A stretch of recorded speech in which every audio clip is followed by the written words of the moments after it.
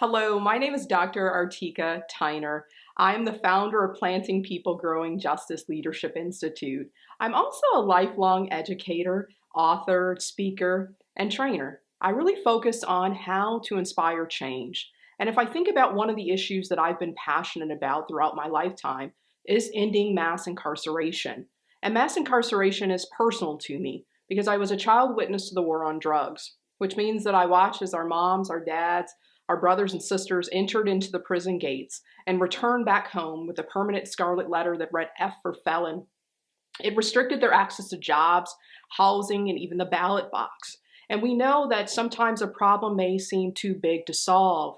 However, based upon my own teaching mantra of we see a problem, we create a solution, I was determined to create change. And here's why.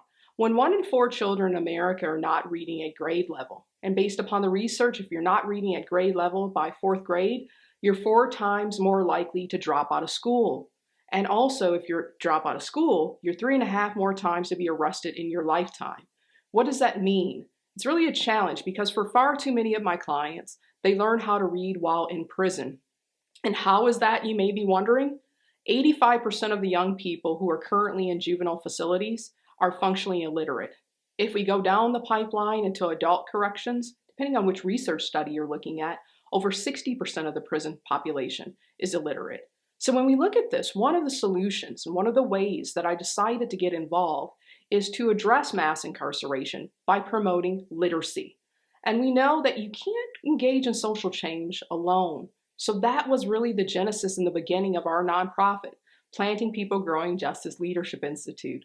With a team of volunteers, we gathered in my living room and we decided that we could make a difference, that there was an opportunity to tackle the challenges of mass incarceration.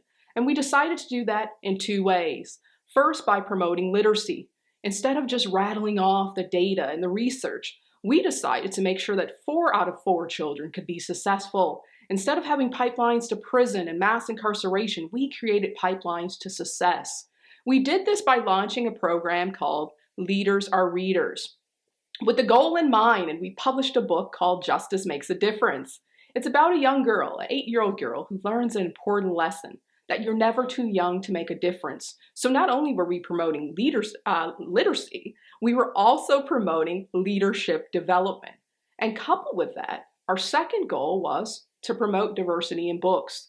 The reality is you're more likely to see a book with a cover having a black dog or a black bear than a black boy or a black girl. And we know representation matters, that books are truly those mirrors and windows for children. Those mirrors where children can see a reflection of themselves, and those windows to create critical cultural bridges.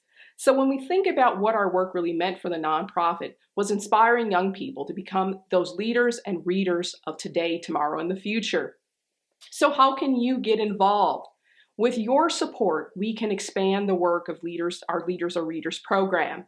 In fact, in light of the novel pandemic of COVID-19, the challenge that we faced is increasing access to learning materials. So we created virtual readings, ebooks, and other learning activities. But we know the demand continues to increase. So what can we do together? Together we can create a Leaders Are Readers virtual portal that will provide a comprehensive way to provide reading materials and other tools. And that way we can all be committed together to ensure that all children can learn, grow, and lead together. So I leave you with our message of happy reading.